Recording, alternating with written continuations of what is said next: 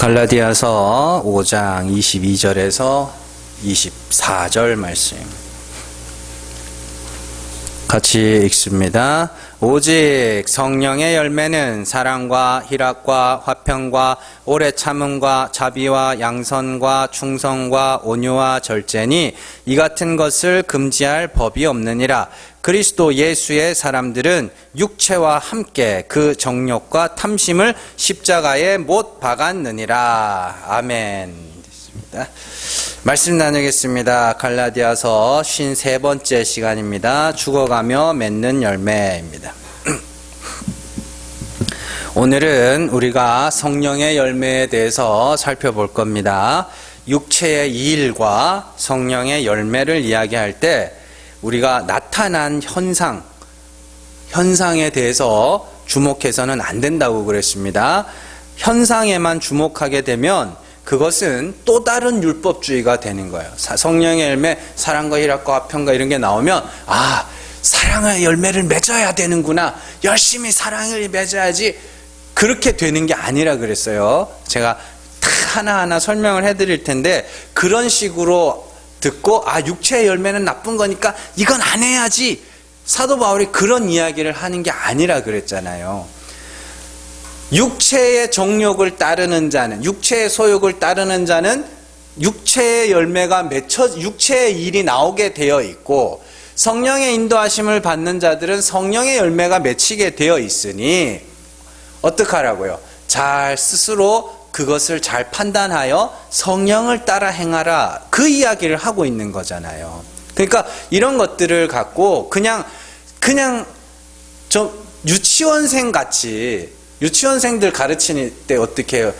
어린이 여러분, 이건 나쁜 거니까 하면 안 돼요.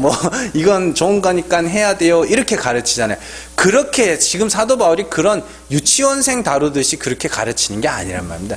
육체의 소욕도 내 안에 있고 성령의 인도하심도 내 안에 있다 그러잖아요. 그러니까 너희는 성령을 따라 행하라 라고 하면서 육체의 일은 이런 거야, 그리고 성령의 열매는 이런 거야 라고 이야기하는 것은 그걸 통하여 내가 지금 잘 가고 있는지 아니면 잘못 가고 있는지를 판단하여 성령을 따라 행하라, 그렇게 이야기를 하는 거란 말입니다. 그래서 이것을 또 다른 율법주의가 돼버리면 나는 성령의 열매를 이만큼 맺었어. 그리고 다른 사람들 보면서 저 성령의 열매를 못 맺네. 저건 율법주의가 되네. 그게 또 다른 저거는 육체의 열매를 맺네. 그럼 그건 또 다른 율법주의가 돼버리는 거예요. 내가 육체의 소욕을 따르고 있는지 성령을 따르고 있는지 자가 진단용으로 이런 것을 나열하고 있는 것이지, 이 열매를 맺자, 이 열매는 맺지 말자는 식으로 그렇게 이야기를 끌고 가는 게 아니란 말입니다. 16절의 말씀에서 성령을 따라 행하라 라고 하고, 성령을 따라 행하면 육체의 소욕을 이루지 않을 것이라고 이야기를 합니다. 지금껏 성령을 따라 행한다는 것은 나는 죄인입니다. 그래서 나는 예수 그리스도의 십자가가 필요한 자입니다. 나는 그거 아니면 죽어야 될 자입니다. 그게 성령을 따라 행하는 거잖아요. 그 상태의 성도에게서 자연스럽게 성령의 열매가 나타나는 거지 억지로 맺는다는 게 아니란 말이에요. 육체의 소욕은 어떻게 해요? 내가 내 행위로 의에 이르러야지, 내가 영생에 이르러야지, 내가 구원에 이르러야지, 그게 육체의 소욕이란 말이죠. 그러니까 그 상태의 성도에게서 나타나는 것이 육체의 일이란 말이에요. 그래서 19절에서 육체의 일은 분명하니, 그 분명하다는 말이 나타난다. 육체의 일은 이렇게 나타난다. 육체의 소욕에 있는 자들은 이런 일들이 나타난다. 그런 이야기예요. 그 나타난다는 건 내가 팍 나타내는 게 아니라 자연스럽게 흘러나오는 거예요. 막 내가 운동을 열심히 하면 몸에서 자연스럽게 땀이 흘러나오죠. 그런 거예요. 내가 땀을 내야지 이런다고 땀이 나요? 앉아가지고 땀 내야지 이런다고 땀 안 나오잖아요. 열심히 운동을 하다 보면 땀이 나오는 거예요. 그런 이야기예요. 그리고 몸이 갑자기 확 추워지면 소름이 확 돋죠. 그건 자연스럽게 나타나요. 지금 곧 나타난다. 그 단어가 그런 뜻이란 말이에요. 그러니까 이걸 맺자, 성령의 열매를 맺자 이렇게 가르치는 사람들은 굉장히 위험한 사람들이에요. 그러니까 스스로 의에 이르고자 율법과 할례를 행하는 자들에게는 반드시 숨길 수 없는 어떤 모습이 나타난다는 거예요. 그래서 여러분들 예를 들어서 이 세상에 종교로 말미암아 벌어진 많은 전쟁과 사건들이 있었습니다. 최근에는 이슬람 극단주의자들이 IS라는 조직을 만들어서 테러와 납치를 자행하고 있죠. 그게 아주 세계의 큰 골칫거리 중에 하나죠. 그들이 무엇 때문에 그런 일을 벌일까요? 그 사람들이 막 가난해서? 아닙니다. 자살 폭탄 테러하고 이런 사람들요 줄 서서 대기하고 있어요. 왜냐하면 알라의 이름으로 100% 종교적인 이유예요. 그 이슬람 극단주의자들의 모토가 뭐냐면 머무르고 넓힌다예요. 머무르고 넓힌다. 이게 뭐냐면 여러분들이 잘 아는 뭐 코란이냐 칼이냐 그런 거기서 파생된 건데 우리가 한 지역을 점령을 했잖아요. 그럼 거기에 거기에 머무르고 그 지역을 중심으로 확장을 해 나가는 거예요. 그게 IS의 모토예요. 9.11 테러도 마찬가지죠. 제가 9.11 테러에 대해서 우연찮게 이렇게 자료를 좀 찾아보다 보니까 19명의 테러범 알카에다 소속 오사마 빈라덴이 만든 그 알카에다라는 조직에 속한 19명의 사람들이 테러범이 비행기 4대를 납치합니다. 여객기 4대를 납치를 해서 그 쌍둥이 빌딩 뉴욕에 쌍둥이 빌딩에 두 대가 처박히고 펜타곤 미국 국방부죠. 거기 한 대가 처박혀요. 그리고 하나는 백악관이나 국회의사당 쪽으로 가려고 그러는데 그 안에서 사람들이 그걸 알게 돼요. 테러가 일어났다는 걸 알게 돼서 그 안에 있는 사람들이 목숨을 걸고 그걸 다른 데로 기술을 돌려서 그냥 맨바닥에 떨어졌다고 그러죠. 그것도 종교적인 이유예요.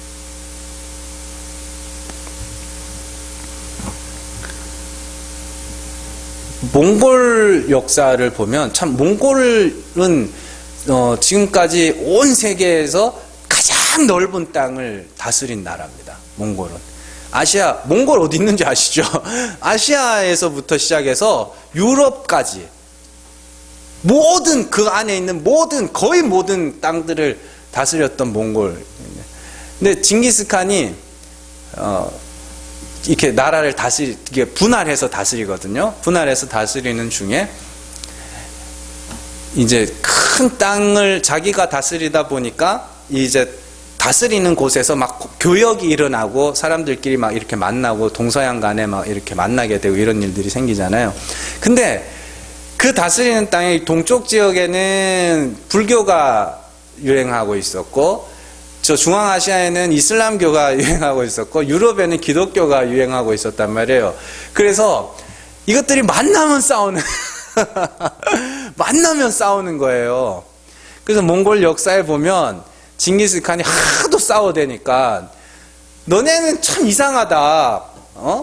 종교라고 하는 것이 다 선을 추구하고 착한 삶을 추구하는데 왜 그렇게 만나기만 하면 으르렁대고 싸우냐. 그래서 그 대표들을 7명인가를 각 종교들마다 대표를 7명을 모아요. 한 군데에서.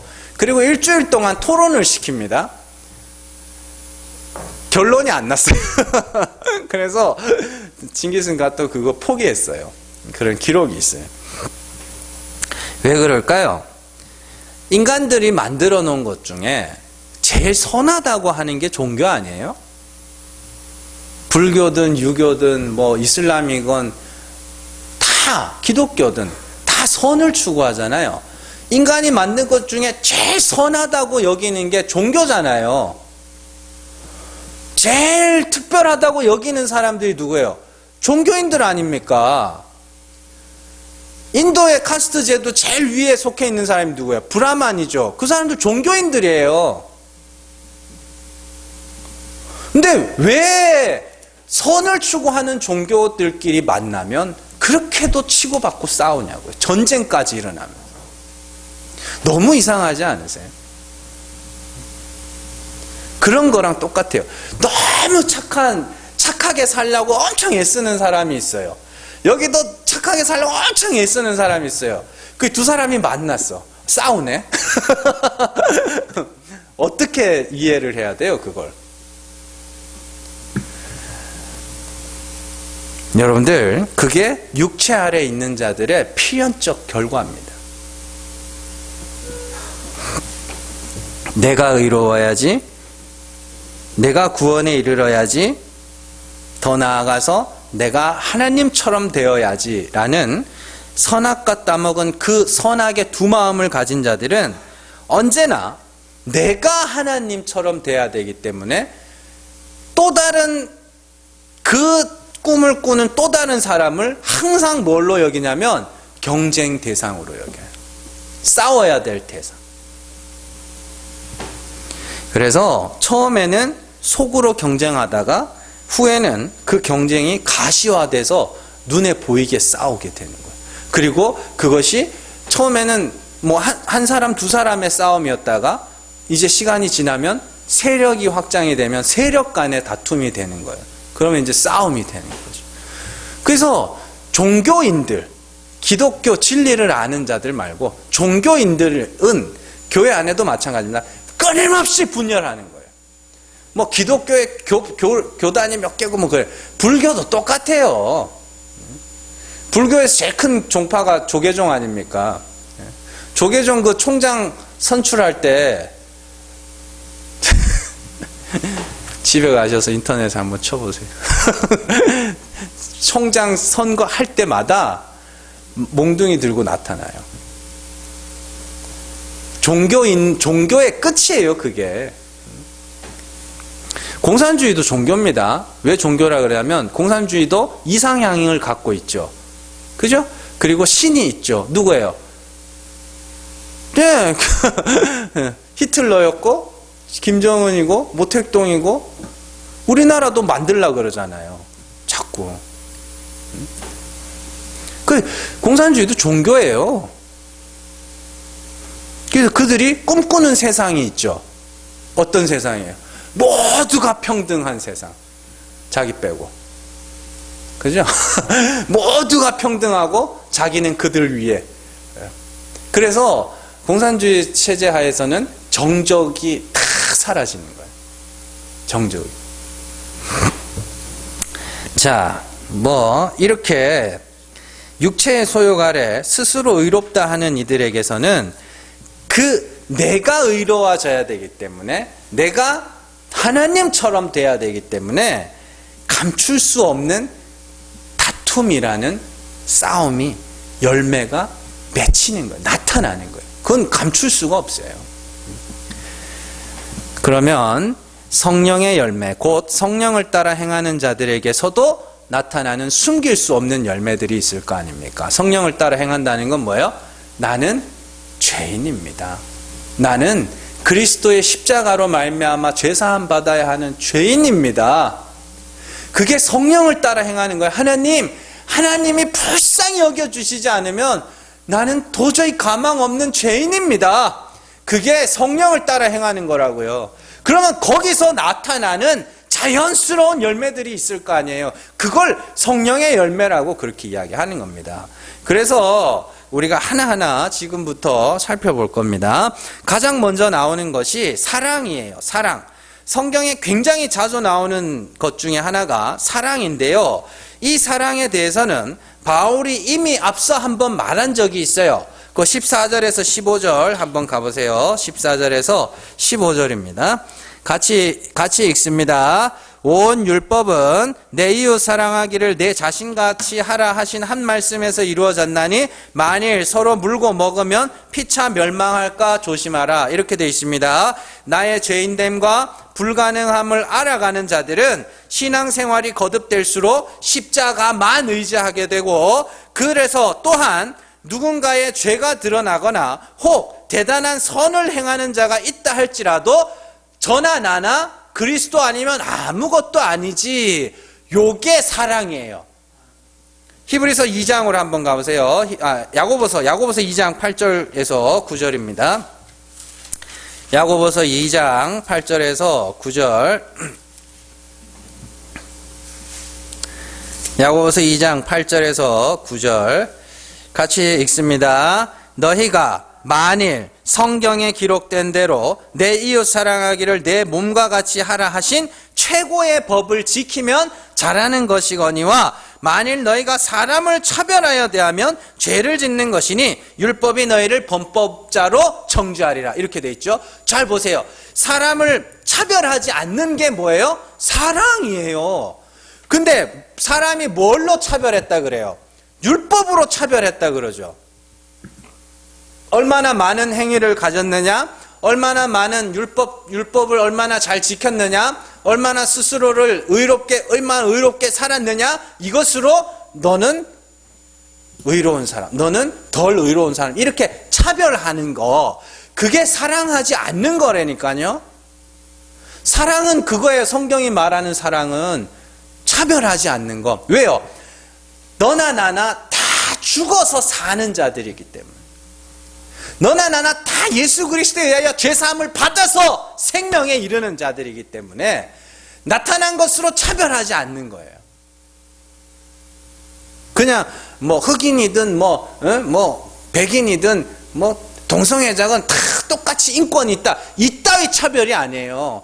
이따위 차별이 없는 차별 금지가 아니고, 성경이 말하는 차별 없으면 너도 죄인이고 나도 죄인이고, 너도 예수 그리스도로 말미암아 구원에 이르는 거고 나도 예수 그리스도로 말미암아 구원에 이르는 거다.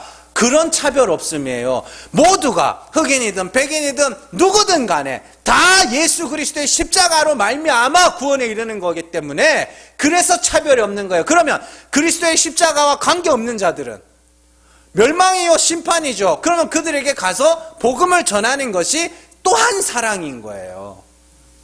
다른 사랑 없어요. 성경이 말하는 사랑 중에.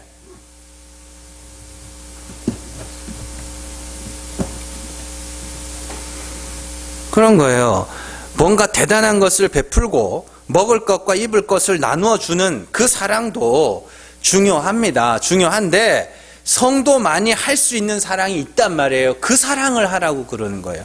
베드로전서 1장으로 한번 가보세요. 베드로전서 1장 21절에서 25절 말씀입니다. 베드로전서 1장 25절에 21절.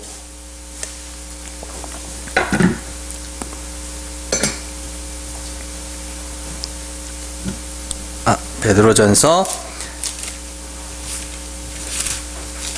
1장 21절에서 25절입니다. 같이 읽습니다. 너희는 그를 죽은 자 가운데서 살리시고 영광을 주신 하나님을 그리스도로 말미암아 믿는 자니 너희 믿음과 소망이 하나님께 있게 하셨느니라. 너희가 진리를 순종함으로 너희 영혼을 깨끗하게 하여 거짓이 없이 형제를 사랑하기에 이르렀으니 마음으로 뜨겁게 서로 사랑하라. 너희가 거듭난 것은 썩어질 씨로 된 것이 아니요 썩지 아니할 씨로 된 것이니 살아있고 항상 있는 하나님의 말씀으로 되었느니라. 그러므로 모든 육체는 풀과 같고 그 모든 영광은 풀의 꽃과 같으니 풀은 마르고 꽃은 떨어지되 오직 주의 말씀은 세세토록 있도다 하였으니 너희에게 전한 복음이 이 말씀이니라. 이렇게 돼 있어요. 잘 보세요. 자, 진리를 순종하는 게 뭐예요? 그 위에 나오잖아요. 하나님은 어떤 분이라 그래요? 죽은 자를 살리시는 하나님이 죽은 자를 살리시는 하나님이라는 걸 우리가 그리스도를 통하여 알게 됐다 그러잖아요. 그래서 하나님이 죽은 자를 살리시는 분이구나를 그리스도를 통하여 알고 믿고 어떻게 한 거예요? 그리스도와 함께 죽은 거예요. 그러면 그게 살리심을 받는 거 아닙니까? 그래, 그걸 거듭난 거라 그래요. 그래서 우리가 진리에 순종함으로 어떻게 했다 그래요? 사랑할 수 있게 됐다 그래요. 그럼 사랑하는 게 뭐예요? 밑에 나오잖아요. 너희가 거듭난 것은 썩지 아니할 씨로 된 건데 그게 너희에게 전한 복음이야. 그러면 그 복음 전하는 게 사랑이야 라고 이야기하는 거예요. 그러니까 뜨겁게 사랑해. 그러니까 교회 안에 그냥 남자 여자 눈 맞아가지고 그게 아니고요. 제가 지금 여러분들을 뜨겁게 사랑하고 있는 거예요. 그 여러분들도 집에 가서 이거 이렇게 깨달은 대로 전하시면 그게 또 사랑하는 거고. 그래서 누군가가 그 말을 알아듣고 그 하나님을 알아듣고 하나님이 죽은 자를 살리시는 하나님이 그러면 죽으면 되네. 그리고 자신이 죄인됨을 깨달아 그 죄로 죽으면 그도 거듭나는 거 아닙니까? 그게 사랑이라니까요.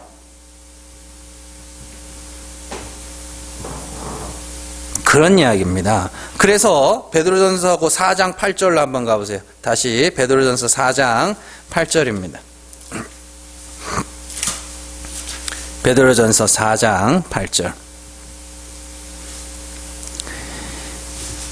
같이 읽습니다. 무엇보다도 뜨겁게 서로 사랑할지니 사랑은 허다한 죄를 덮느니라. 아멘. 막 뜨겁게 막 사랑하면 막 죄가 덮여지. 그게 아니잖아요.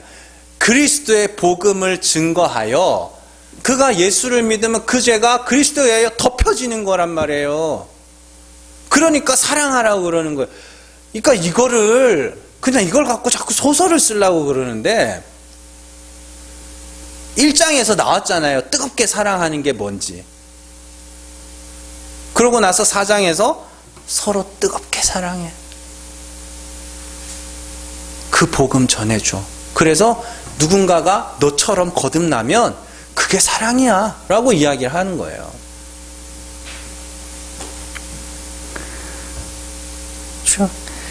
그러니까 진짜 사랑은 그러면 요약할 수 있겠네요. 차별하여 대하지 않고, 그죠? 행위로, 나타난 행위로 사람을 차별하지 않고 어떻게 해요? 다른 이들에게 그리스도의 복음을 증거하는 것, 그게 사랑이에요. 그럼 자꾸 사랑 그러니까 실제로 그런 일이 있었어요. 의사가 한 명 있었는데 길에 가는데 어떤 사람이 이제 술에 취해서 추워가지고 막 벌벌 떨고 진짜 막 죽기 일보 직전 그렇게 있었나 봐요. 그래서 병원에 데려다가 잘 고쳐서 집에 보내줬대요. 여러 병이 있었던가 봐요. 집에 보내줬더니 그 아내가 와가지고 깽판쳐. 왜 살렸냐고. 술 먹고 하도 두들겨 패고 자녀들 두들겨 패고 마누라 두들겨 패고 그래서 술 먹고 진짜 막 얼어 죽을 것 같아서 기다리고 있었는데 의사가 데려가서 살린 거예요. 그래서 왜 살렸냐고. 그러면 그렇게 살아난 그 사람이 이제는 술 끊고 이제는 자녀들하고 아내하고 사랑하고 살았을 것 같으세요? 또 그래요. 그러면 도대체 뭐가 사랑이냐고요. 죽은 자를 사랑할 수 있는 거는 다 죽은 자입니다. 죽은 자를 사랑할 수 있는 건 죽은 시체에 목걸이 걸어주면 그게 사랑하는 거예요? 죽은 시체 입에 쌀 넣어주죠? 요즘에도 그거 하나 모르겠네. 옛날에는 죽은 시체에 쌀 넣어줬어요. 저승길 가는 동안 굶지 말라고. 쌀도 넣어주고. 그게 사랑이에요? 좋은 수의 200만원짜리 300만원짜리 이런 수의 입혀주면 그게 사랑이냐고요. 죽은 사람을 살릴 수 있는 건 생명을 주는 것밖에 없단 말이에요. 그러니까 그 사랑을 하려니까 자꾸 엉뚱한 사랑만 하는 거예요. 그게 나쁘다는 게 아니라 해야 될 걸 하려는 거죠. 해야 될 걸. 그런 거예요. 그래서 그 사랑이 내가 죽어가면서 내가 죄인임을 알고 그리스도의 십자가만을 의지하는 자들에게서는 자연스럽게 나오는. 그래서 성령이 임하면 예루살렘과 온 유대와 사마리아 땅끝까지 이르러 내 증인이 되라가 아니에요. 명령이 아니에요. 될 거야예요. 그건 자연스러운 결과라 그래요.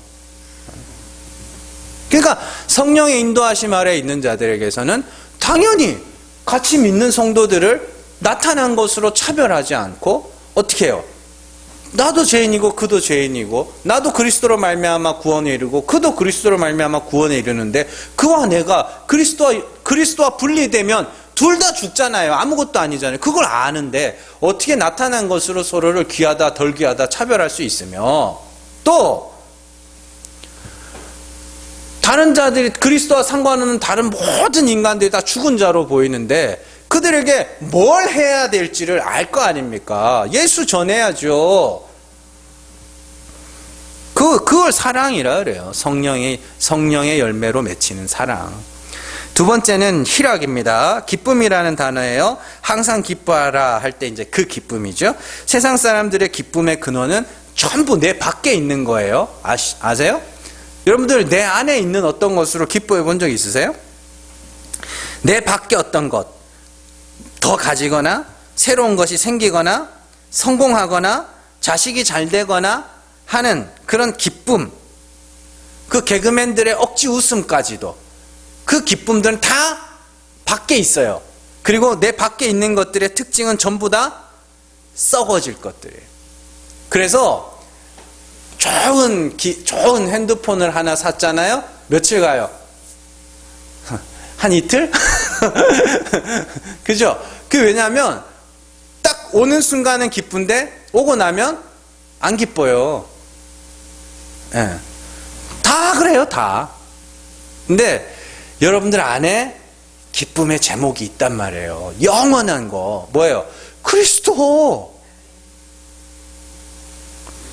성도는 영원한 기쁨을 소유한 자들이에요. 자, 요한일서 1장 4절로 한번 가보세요. 요한일서 1장 4절입니다.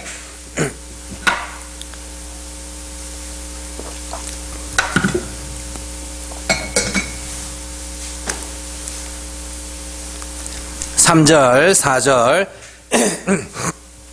같이 읽습니다. 우리가 보고 들은 바를 너희에게도 전함은 너희로 우리와 사귐이 있게 하려 함이니 우리의 사귐은 아버지와 그의 아들 예수 그리스도와 더불어 누림이라. 우리가 이것을 쓰면 우리의 기쁨이 충만하게 하려 함이라. 이렇게 돼 있죠. 요한이 요한일서를 기록한 목적이 우리의 기쁨이 충만하게 함이라 이렇게 이야기해요. 그리고 우리의 기쁨의 근원이 뭐냐면 5절부터 나오는 게 뭐예요? 9절, 1장 9절. 만일 우리가 우리 죄를 자백하면 그는 미쁘시고 의로사 우리 죄를 사하시며 우리를 모든 불의에서 깨끗하게 하실 것이요. 이게 우리의 기쁨, 영원한 기쁨. 왜요? 예수 그리스도의 제사는 영원하죠. 그 효력이. 영단번의 완전한 제사, 영원히 온전함, 영원한 거룩을 우리에게 주셨다 그러잖아요. 그런데 내가 내 죄를 알아가면 알아갈수록 그게 너무 귀한 거예요. 더 값진 거예요. 그래서 어떻게 돼요? 그것으로 기뻐하는 거예요. 그리스도로 말미암아 기뻐하는 거라고요, 이게. 그러니까 성령을 따라 내 죄를 알아가는 자들이, 내 흉함을 알아가는 자들에게 그리스도로 말미암은 기쁨이 넘쳐나는 거죠, 그게. 그래서 사도 바울도 에베소서에서 너희가 그리스도의 사랑의 크기를 알아야 돼. 어떻게 알아요? 그가 사하신 내 죄의 크기를 알면 그리스도로 말미암은 기쁨이 있다고요. 그래서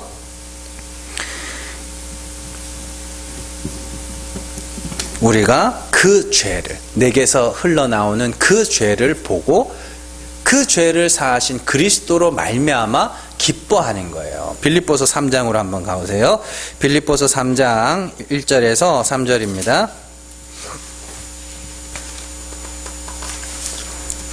빌립보서 3장 1절에서 3절.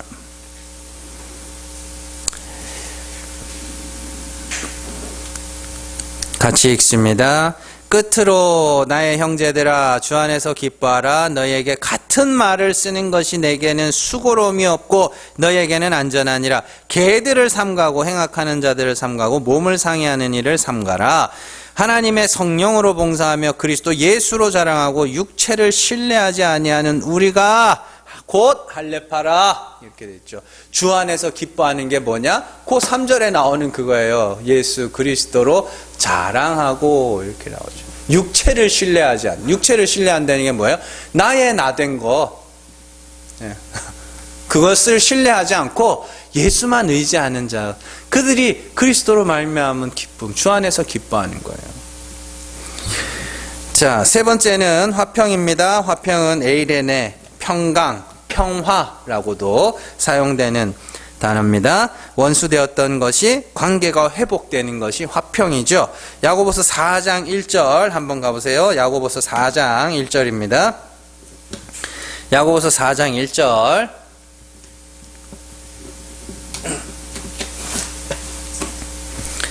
야고보서 4장 1절 같이 읽습니다. 너희 중에 싸움이 어디로부터, 다툼이 어디로부터 나느냐? 너희 지체 중에서 싸우는 정욕으로부터 나는 것이 아니냐? 아멘. 잘 보세요.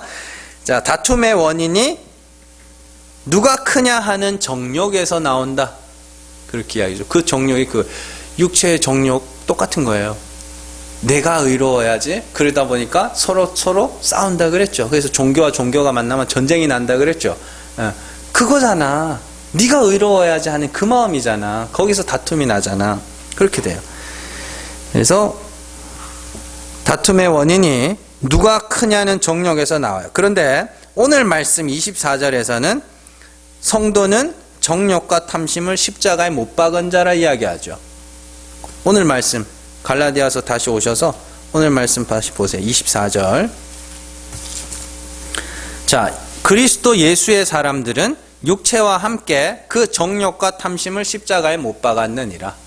내가 의로워야지 하는 그 마음을 십자가에 못 박았다는 뜻이에요. 그러면 이제 내가 의로워야지 하는 그 마음을 십자가에 못 박았으니까 이제는 뭐 해야 돼요? 하나님이 의롭게 해주셔야 돼요. 하나님이 씻어주셔야 돼요. 네. 이건 이제 우리 다음 주에. 그 마음이 죽어버린 거예요. 그들에게 있어서 이제는 먼저는 하나님과 화목하게 되죠. 왜냐하면 하나님은 죽은 자를 살리시는 하나님이시니까. 그래서 십자가에서 그리스도와 함께 내가 죽어버렸잖아요. 그러니까 그리스도와 함께 나도 살리셔야 돼요. 그러면 하나님과 올바른 관계가 맺어졌네요. 그게 화목이에요. 그리고 그 하나님과 화목하게 된 자들에게 고린도서에서 뭐라 그래요? 가서 세상과 하나님을 화목하게 해. 그런 이야기. 그래서 이 땅에서 내가 하나님과 화목하게 되고 또 다른 이들을 하나님과 화목하게 하는 자로 살아가며 그렇게 살아가다 보면 동시에 서로를 가로막는 담도 무너지게 되죠. 그게 그 막힌 담이 헐어진 에베소서 이야기인데 그건 왜 막힌 담이 헐어져요? 제가 말씀드렸잖아요. 니도 예수 때문에 구원받고 나도 예수 때문에 구원받는데 신분이 무슨 관계가 있으며 인종이 무슨 관계가 있으며 동네가 무슨 관계가 있겠어. 허물어지는 거예요. 그리스도 때문에. 그래서 하나님과 화목하고 성도들과 화목하게 되는. 화목이니까 또 막 좋아 막 이런 화목이 아닙니다. 담이 없어지는 거예요. 차별이 없어지는 거예요. 똑같은 거예요. 자, 네 번째가 오래 참음입니다. 성도의 오래 참음을 가장 잘 설명해 주는 사람이 아브라함과 사라죠. 하나님이 아들을 주실 때까지 부정당하고 불가능하고 무력한 자로 어떻게 해요? 고발당하죠. 그래서 하나님이 주실 때까지 오래 참은 자로 히브리서 기자가 이야기를 하는 거예요. 그러니까 뭘 오래 참아야 되는 거예요? 하나님이 살리실 때까지 죽어 있는 거. 그럼 뭘 오래 참을 거야? 뭐를 오래 참아야 돼요? 막 누가 막 놀리고 그러면 참아야지. 그게 아니라 하나님이 은혜로 살리셔야 나는 사는 거지. 그게 참는 거예요. 자, 그리고 다섯 번째가 자비입니다. 자비. 여기 한번 로마서 11장으로 한번 가보세요. 로마서 11장 22절입니다.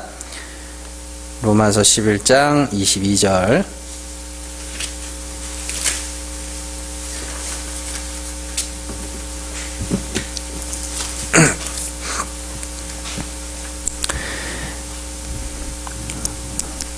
같이 읽습니다. 그러므로 하나님의 인자하심과 준엄하심을 보라. 넘어지는 자들에게는 준엄하심이 있으니 너희가 만일 하나님의 인자하심에 머물러 있으면 그 인자가 너희에게 있으리라. 그렇지 않으면 너도 찍히는 바 되리라. 아멘. 잘 보세요. 여기 인자라고 번역된 단어가 오늘 나오는 자비라는 단어에 똑같은 거예요. 그러니까 인자 나오는데 보시면 성도는 먼저 하나님의 인자하심 아래 머물러 있어야 돼요. 하나님의 인자하심이 뭐예요? 죽은 자를 살리는 게 하나님의 인자하심이에요. 그러면 인자하심 아래 머무른다는 건 뭐예요? 하나님이 살리시기를 바라는 자로, 긍휼을 구하는 자로 그게 머물러 있는 거예요. 그게. 그럼 넘어지는 건 뭐예요? 하나님의 인자하심에서 벗어나는 거, 넘어지는 거. 내가 살아야지, 이게 넘어지는 거예요. 그냥 완전 거꾸로 알고 있거든요. 그러니까 그들에게 어떤 자비가 나타나는데 그건 역시 판단하지 말라는 거예요. 로마서 2장으로 가보세요. 2장 1절에서 5절입니다.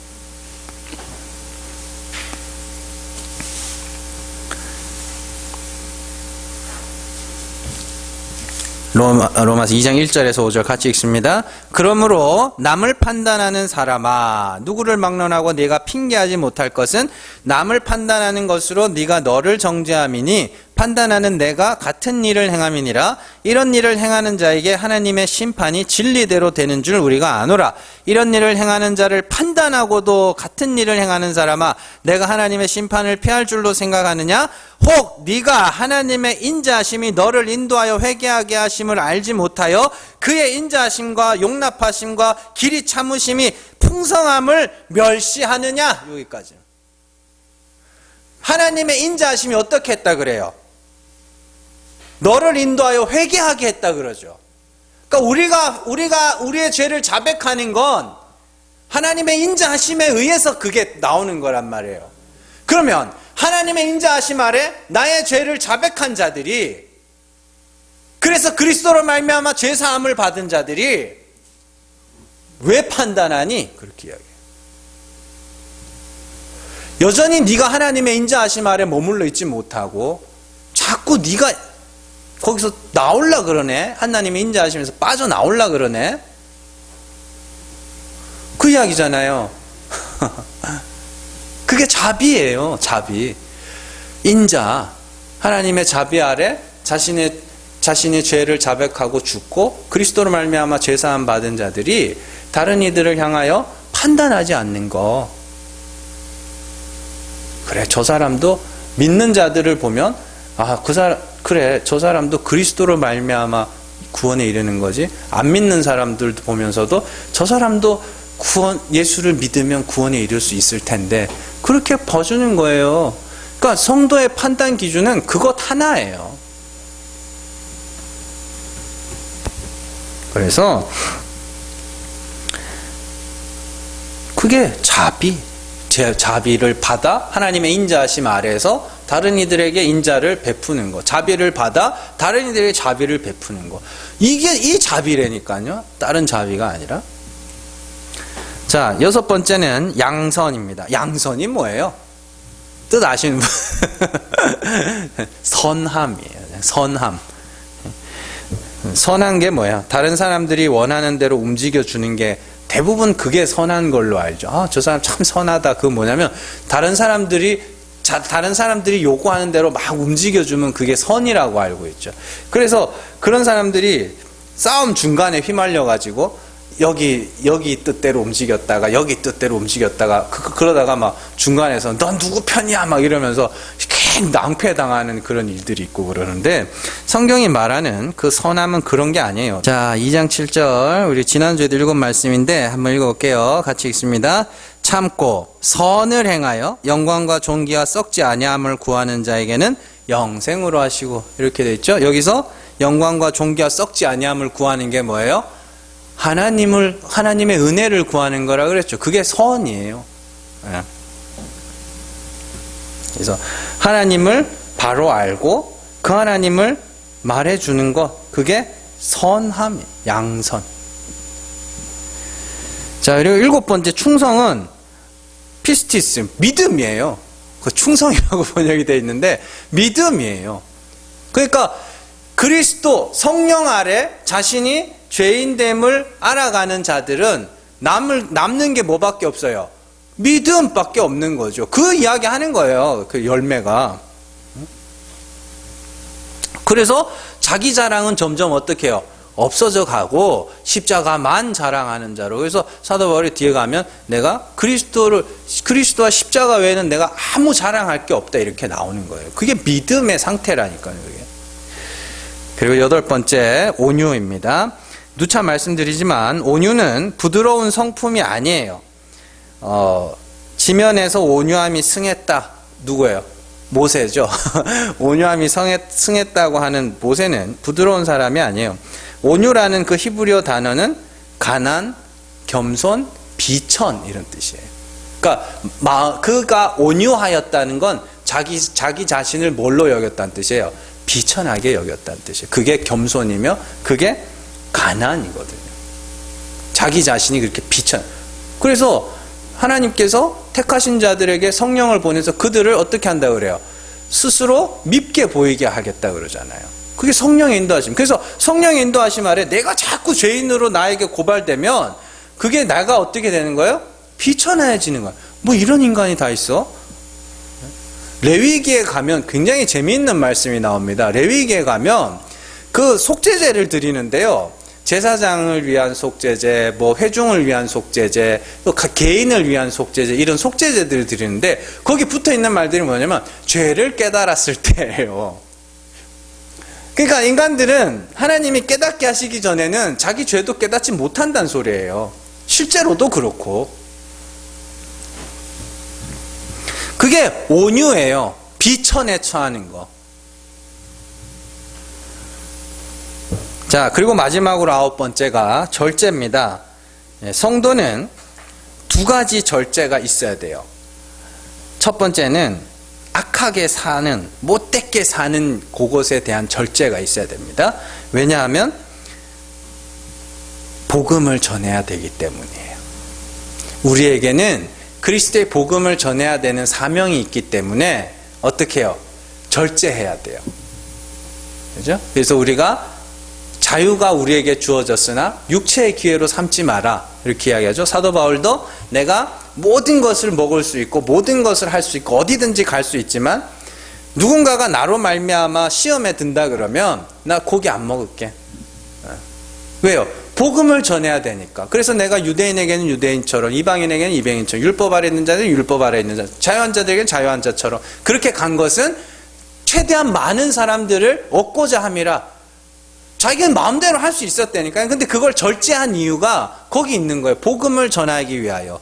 우리가 성도가 착하게 사는 것은 착하게 사는 게 목적이 아니라 복음을 전하기 위하여 착하게 사는 거죠. 그래서 베드로도 그래요. 너희가 선을 행함으로 고난받으면 잘하는 것이거니와 악을 행하여 고난받는 것은 그건 잘못된 거라 그래요. 선을 행하는 건 복음 전하는 거거든요.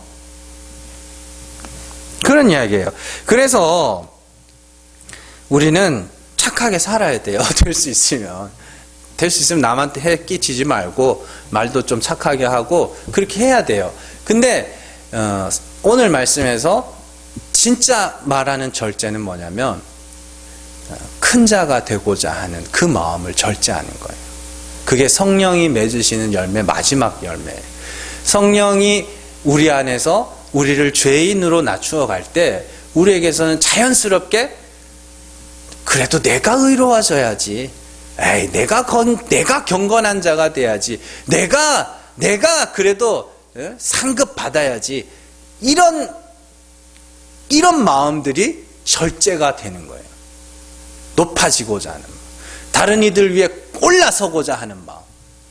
누가 크냐 다투고자 하는 그 마음이 절제가 되는 거예요. 제가 말씀드렸잖아요. 사람들이 다 뛰어가면 걸어가는 사람들도 뭐예요? 뛰어가야 될 것 같지만 안 뛰는 것도 절제라고. 그러니까 다들 막 천천히 가고 싶은 마음을 참고 달리는 것만 절제인 줄 아는데 그거 아니에요. 높아지고자 하는 마음을 절제하는 게 오늘 말씀이 성령의 열매의 핵심이에요. 그게 절제의 핵심이라고. 그러니까 못되게 사는 마음들이 그건 내가 복음을 전하기 위해서 내가 전하는 복음이 내 못된 삶으로 말미암아 이게 잘못되지 않도록 하기 위해서 그건 절제하는 거고, 정말로 성령의 열매로 맺히는 절제는 내가 크다 하는 그 마음이 절제된 거예요. 그런 마음들이. 그래서 우리가 지금까지 성령의 9가지 열매에 대해서 쭉 살펴봤는데 딴 거 아니에요. 여러분들이 나는 그리스도 아니면 아무것도 아닌 자구나, 그걸 배워갈 때 이런 건 자동으로 나오게 돼 있어요. 억지로 그렇게 되려고 하지 말. 이게 뭔지를 알아야 될 거 아닙니까? 이 성경이 말하는 그 열매들이 뭔지를 알아야 될 거예요. 사랑 그러면 막 대부분은 뭐 퍼주고 뭐 해주고 뭐 이런 사랑만을 아는데, 그런 사랑 아니에요. 차별하여 대하지 않는 거. 희락? 기쁨? 내 안에 그 기쁨이 있나? 그리스도의 죄사함이 내게 참 우리가 그리스도로 말미암아 영원한 죄사함을 받았습니다. 우리는 그리스도 안에서 깨끗하게 되었습니다. 그 말이 여러분들 얼마나 기쁘게 하는지. 그리고 정말로 하나님 나라를 생각할 때 여러분들이 정말로 세상 사람들이 그리는 내가 원하는 것들이 있고 내가 좋아하는 것들이 있는 그런 곳이 아니라 하나님이 있어야 돼요. 그러려면 그 하나님이 내게는 부담스러우면 안 된다니까요. 하나님하고 친해져야 될 거 아닙니까? 그게 화복이에요. 화평, 화목. 다 일일이 다 설명을 해드렸어요. 그래서 여러분들이 그냥 이런 거구나, 이 단어는, 이 말은 이런 뜻이구나를 알고 계시라고요. 그리고 내게서 정말로 내가 성령을 따라 행하면서 십자가가 아니면 난 아무것도 아니구나를 배워갈 때 그런 모습이 나오면 참 잘 가고 있구나, 하나님 감사합니다, 그렇게 가시면 되는 거고, 육체의 일들이 내게서 뜨문뜨문 나오면 아차 이건 아닌데, 그러면서 사도 바울이 말하는 대로 성령을 따라 행하시면 돼요. 잘 기억하시고, 성령이 여러분들 안에서 여러분들의 마음을 낮추시고 약하게 해나가실 때 거기서 십자가만 의지하는 자, 그렇게 되라고 이런 말들이 나오는 거란 말입니다. 잘 기억하시고, 정말로 날마다 죽음의 길, 날마다 나는 죄인 맞습니다, 날마다 나를 구원하시는 이는 오직 예수 그리스도입니다. 요것을 날마다 여러분들이 되새길 때 자연스럽게 맺히게 될 거예요. 그럴 때 정말로 기뻐하시며 감사하면서 신앙생활 해나가시는 저 여러분들 되시기를 주님의 이름으로 축원합니다. 기도하겠습니다.